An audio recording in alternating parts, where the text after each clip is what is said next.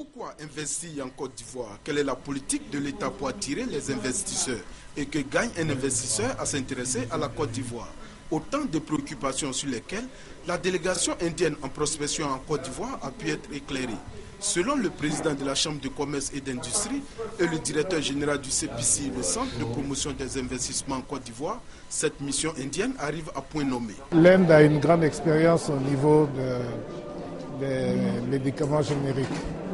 Et je pense que la Côte d'Ivoire peut tirer un profit de cette expertise. Aujourd'hui, nous voulons bâtir notre économie sur l'industrialisation de nos matières premières. Et donc, ça permettra de pouvoir développer ce que nous appelons aujourd'hui les PME. Parce que des petites unités industrielles installées, c'est des PME qui s'engrangent, qui se créent.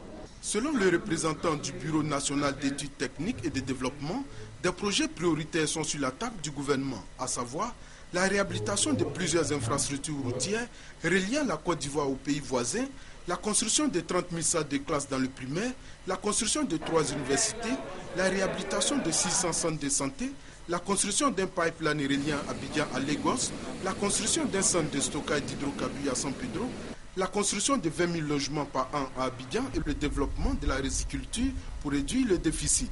Autant de projets qui devraient susciter un intérêt particulier chez les investisseurs indiens. Après donc les exposés, les hommes d'affaires ivoiriens ont eu des rencontres B2B avec la mission indienne.